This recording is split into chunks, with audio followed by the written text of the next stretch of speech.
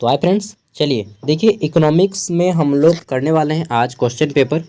और ये 4 साल का जो ग्रेजुएशन है उसमें पूछा गया पेपर है। ठीक है, पेपर का नाम है पब्लिक फाइनेंस। क्या नाम है? Public finance. ठीक है, तो जिनका भी पब्लिक फाइनेंस पढ़ना है, देखिए ये जनरली जो है आपका बीए पार्ट 2 में पढ़ना होता है। बीए पार्ट 2 कहने का मतलब आप जब सेमेस्टर 3 में रहते हैं उस टाइम पे, और किसी किसी यूनिवर्सिटी में सेमेस्टर 4 को इसको रखा जाता है। ठीक है, मैक्सिमम यूनिवर्सिटी इसे सेमेस्टर 3 में रखती है।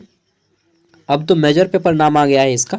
ठीक है, तो मेजर पेपर के नाम से इसको रखा जाता है। मेजर पेपर 4 में, और या फिर मेजर पेपर 5 में, या फिर कोई मेजर पेपर 6 में रखता है। मतलब सेमेस्टर 3 या 4 में आपको पढ़ना ही पड़ेगा सेकेंड ईयर में। ठीक है, तो चलिए देखते हैं। यह बहुत सारे यूनिवर्सिटीज़ में है। जैसे मैं बात कर लेता हूँ तो कुछ यूनिवर्सिटी का मुझे नाम याद है, मैंने सिलेबस मैच किया। जैसे रांची यूनिवर्सिटी हो गया, SKMU दुमका हो गया। ठीक है, नीलांबर पीताम्बर यूनिवर्सिटी हो गया। ठीक है, और BBMKU में बात करें तो मेजर पेपर 5 में है, और भी भारत के बहुत सारे यूनिवर्सिटीज़ में है। ठीक है, चलिए देखते हैं इस पेपर में क्वेश्चन किस टाइप के आते हैं। तो 22-26 सेशन में 2024 में पूछा गया पेपर है। फुल मार्क्स से आपका 75। पास करने के लिए आपको 30 नंबर लाना होगा। टाइमिंग 3 आवर दिया जाता है। ठीक है, और देखते हैं। तो पहला आपका ग्रुप ए है। ग्रुप ए आपका 1 मार्क्स वाला है। ठीक है, 1 मार्क्स वाले 10 क्वेश्चन है, 1 नंबर या 10 क्वेश्चन, जो कि कंपलसरी है। चलिए क्वेश्चन आंसर करते जाते हैं, और इसके बाद हम लोग लॉन्ग आंसर टाइप में चलेंगे। तो इम्पोर्टेंट हो जाता है, क्योंकि जो हमारा क्वेश्चन होता है वो प्रीवियस ईयर से बार बार रिपीट करता है क्वेश्चन पेपर। ठीक है, 30% क्वेश्चन हमारा प्रीवियस ईयर से रिपीटेड होता है। तो ये आपको बहुत काम देगा, चाहे आप किसी भी यूनिवर्सिटी से हो। पब्लिक फाइनेंस अगर एग्जाम दे रहे हैं तो काम देगा। ठीक है, तो क्वेश्चन है कि what is public finance. Public finance क्या होता है, लोक वित्त क्या होता है। ठीक है, तो देखिए सरकार द्वारा धन का जो आय या व्यय होता है, इसी का ब्यौरा को ही लोक वित्त यानी कि पब्लिक फाइनेंस कहा जाता है। सरकार द्वारा कितना पैसा खर्च कर रहा है, कहाँ खर्च कर रही है, कितना आय हो रहा है, कहाँ से आय हो रहा है, कितना ज़्यादा आय हो रहा पिछले साल की तुलना में। ठीक है, और हमारा पिछले आने वाले साल में कितना होने का संभावना है, ये सभी पब्लिक फाइनेंस में आती है। ठीक है, इतना चीज़ लिख देना है, आपको मिल जाएगा। अगला है कर। कर क्या है? टैक्स। ठीक है, तो इसको हिंदी में बोलते हैं लगान। अंग्रेज लोग बोला था लगान। ठीक है, कर। देखिए सरकार जनता को या समाज को जो सुविधाएं देती है, उसके बदले जो पैसा वसूल करती है उसी को टैक्स कहा जाता है। ठीक है, सरकार जनता या समाज के लिए जो धन देती है, उसके बदले वसूल किया गया धन को, ठीक है, सुविधाओं के बदले, सरकार द्वारा दी गई सुविधाओं के बदले वसूले गए धन को टैक्स कहते हैं। जैसे आप भूमि का अगर खतियान देखिएगा तो वहाँ पे आपको कुछ टैक्स लेती है गवर्नमेंट। अगर आप रोड में 4 चक्का चलाइएगा तो टोल टैक्स लेती है। ठीक है, तो ये सभी टैक्स ले रही है। टैक्स ज़्यादा है और सुविधा कम है ना। कैसी गवर्नमेंट है हम सब जानते हैं यार। अगला है राजकोषीय नीति से आप क्या समझते हैं। देखिए राजकोषीय नीति मतलब राज्य का कोष को चलाने के लिए। ठीक है, राज्य सरकार या सरकार के कोष को चलाने के लिए, सरकार के खजाने को चलाने के लिए बनाई गई नीतियों को राजकोषीय नीति कहा जाता है, जो जनरली आय व्यय, ठीक है, इसी से संबंधित रहते हैं। अगला है, मैं आपको अपने भाषा में समझा रहा हूँ। बाजार विफलता क्या है? बाजार कब फेल हो जाता है? बाजार किस नियम पे चलता है? पहले ये जान लीजिए तो फेल का आंसर मिल जाएगा। बाजार मांग और पूर्ति के नियम पे चलता है, और जब मांग और पूर्ति का नियम बाजार में काम ना करता हो तो बाजार नियंत्रण विफल हो जाता है। ठीक है, यानी कि बाजार में मांग और पूर्ति का नियम काम न करने पर बाजार विफल हो जाता है।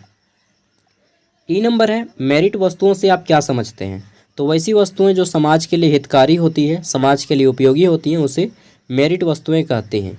ठीक है, जैसे क्या बोलिएगा, बाजार समाज के लिए हितकारी वस्तु बहुत सारा वस्तु है। सपोज दैट मान लीजिए ना यार, कोई भी चीज़ वस्तु, जैसे चबूतरा हो गया, पेड़ पौधे होंगे, ये सब वस्तु बोलिएगा। हाँ क्यों नहीं, मेरिट वस्तु हैं यार, समाज के लिए हितकारी हैं। ठीक है, और वाहन हो गया, गाड़ी घोड़ा, ये सभी मेरिट वस्तुएं हैं। लेकिन डिमेरिट भी है इन सभी का। पेड़ पौधों को छोड़ के बाकी सब का डिमेरिट है। ठीक है, सार्वजनिक ऋण विमोचन क्या है?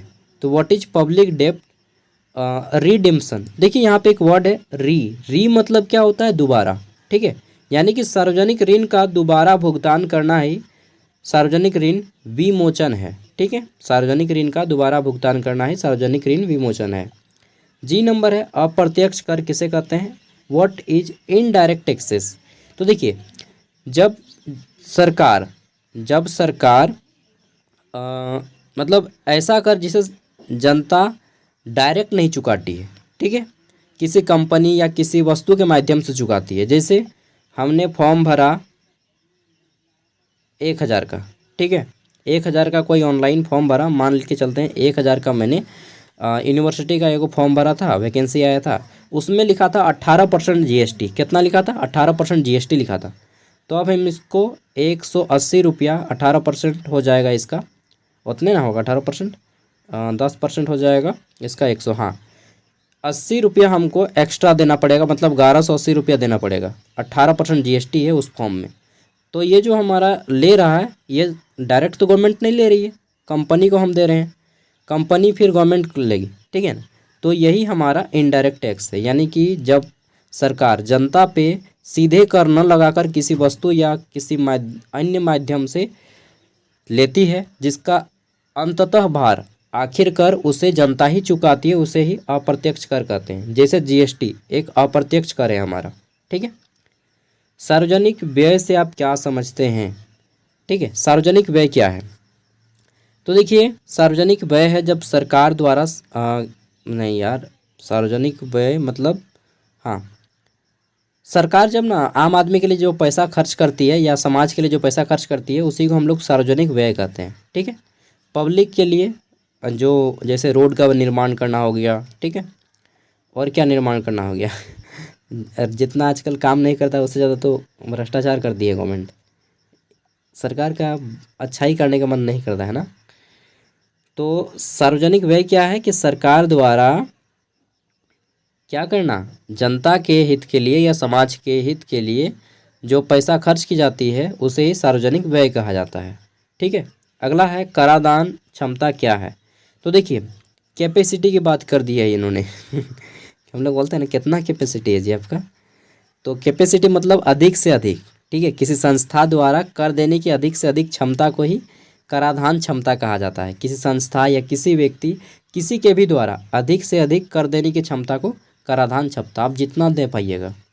ठीक है, इसी को हम लोग कराधान क्षमता बोलते हैं। GST क्या है? तो देखिए भारत में 1 जुलाई, कब नोट कीजिएगा, 1 जुलाई, ठीक है 2017, 1 जुलाई 2017 में जब मैं मैट्रिक में पढ़ाई कर रहा था तब पेपर पे डेली आ रहा था, मैं पेपर पढ़ता था शुरू से ही मैट्रिक से ही।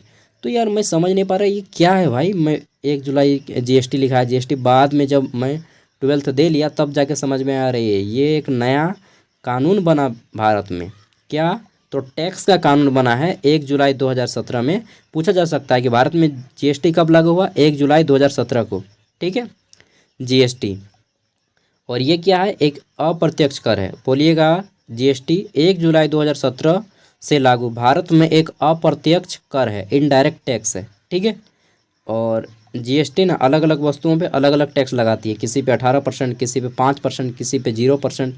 जैसे दूध पे भारत में GST 0% है। ठीक है, वहीं अगर सिगरेट बीड़ी आप लोग फूकते हैं क्या? नहीं फूकते हैं, तो उस पर बहुत ज़्यादा टैक्स है। कितना परसेंट? 27% ना कितना परसेंट टैक्स है GST है। ठीक है, धूम्रपान पे। आगे देख लेते हैं। अगला हमारा क्वेश्चन है यहाँ पे 5 मार्क्स का कि सार्वजनिक वित्त तथा निजी वित्त में अंतर बताना है। Explain the difference between public finance and private finance. Public finance क्या होता है और प्राइवेट फाइनेंस क्या होता है, इन दोनों के बीच में आपको डिफरेंस बताना है। ठीक है, नेक्स्ट है आपका group B, and group B में पूछा गया है लॉन्ग आंसर टाइप क्वेश्चंस। ठीक है, और इसमें आपका देखिए 15 मार्क्स का क्वेश्चन है। तो बोला गया है इसमें कि अधिकतम सामाजिक नियम का समालोचनात्मक परीक्षण कीजिए। अब इसका लॉन्ग आंसर टाइप का आंसर आप लोग घर में कर लीजिएगा। आंसर आपको गेस्ट पेपर होगा तो ठीक, नहीं तो गूगल से फाइंड आउट कर लीजिएगा। ठीक है, समय के साथ सार्वजनिक व्यय में वृद्धि के विभिन्न कारकों की व्याख्या करें कि समय के साथ जो हमारा टैक्स बढ़ता जाता है इसके कौन कौन से कारण है भाई, कारण बताइए। ठीक है, क्वेश्चन हार्ड नहीं होता है, क्वेश्चन का भाषा हार्ड होता है। अगर आप क्वेश्चन को समझ गए ना तो फिर आप अच्छे से कर लीजिएगा। ठीक है, एक अच्छी कर प्रणाली की विशेषताओं का वर्णन करें कि एक अच्छा जो कर सिस्टम होता है कैसा सिस्टम होता है। एक ऐसा कर सिस्टम होता है ना कि जनता पे ज़्यादा सरकार टैक्स का भार नहीं लगाती है, विद्यार्थियों पे टैक्स का भार नहीं लगाती है। लेकिन हमारे देश ये ये भारत में भेड़ तंत्र चलता है, लोकतंत्र नहीं है, भेड़ तंत्र है। यहाँ पे जो व्यक्ति वोट का महत्व नहीं जानता है कि एमएलए होता है क्या चीज़ है, उसको एमएलए और मुखिया में कुछ अंतर मालूम नहीं है। बस ये जानता है कि ये बड़ा है और ये छोटा है, वो पैसे 500 रुपया में बिक जाता है। ठीक है, ऐसे आदमी को यहाँ पे वोट देने का अधिकार है और इसीलिए मैं इसको भेड़तंत्र बोलता हूँ। यहाँ पे एक पीएचडी वाला आदमी भी वोट मारेगा, उसका भी उतना ही वैल्यू है। ठीक है, चाहे एक पढ़ा एकदम अनपढ़ जो गंवार है जिसको पैसा में बिक गया है वो भी वोट मारेगा, उसका भी उतना ही वैल्यू है। इसलिए ना मैं वो बोलता हूँ कि भारत में जो है ना भेड़तंत्र चलता है। चाहे आप पढ़े लिखे हो या नहीं हो, आप कैपेबिलिटी हो या नहीं हो, अगर आपको जनता जिता देती है, ठीक है तो आप यहाँ पे विजय हो गए, चाहे आप उसके योग्य हो या नहीं हो। तो ये भेड़ तंत्र है ना भाई। ठीक है, इसलिए बहुत सारे राजनीतिज्ञों ने बोला है कि राजनीति जो है भेड़ तंत्र है। चलिए, सार्वजनिक ऋण से आप क्या समझते हैं? सार्वजनिक ऋण विमोचन के विभिन्न विधियों की व्याख्या करें। 7 नंबर क्वेश्चन है, उत्पादन एवं वितरण में करारोपण के अलग अलग प्रभावों का परीक्षण करें। ठीक है, अंतिम क्वेश्चन है 8 नंबर, भारत में वित्तीय विकेंद्रीकरण के संदर्भ में वित्त आयोग की भूमिका का वर्णन करना है आपको। ठीक है, explain the role of finance commission in the context of financial decentralisation in India. तो दोस्तों ये थे क्वेश्चन जो आपके एग्जाम में आए हुए थे, और अगर आप लोग एग्ज़ाम देने वाले हैं तो डेफिनेटली आपका एग्ज़ाम यहाँ से मैच करेगा क्वेश्चन। ठीक है, इकोनॉमिक्स मेजर पेपर में मैच करेगा, किसी का 4 में रहता है, किसी का 5 में। चलिए, आप लोग जो अभी देख रहे हैं मैक्सिमम झारखंड के हैं। चलिए, ऑल द बेस्ट है आप सभी को यार, तैयारी कीजिए। मेजर पेपर 5 भी मैं दे दूंगा, और जिनका मेजर पेपर 5 क्या बोलते हैं इंटरनेशनल ट्रेड है, उसका मैं जल्दी ही दे दूंगा पेपर। ठीक है, बाय, मिलते हैं नेक्स्ट वीडियो में। ऑल द बेस्ट, अच्छे से एग्ज़ाम दीजिए।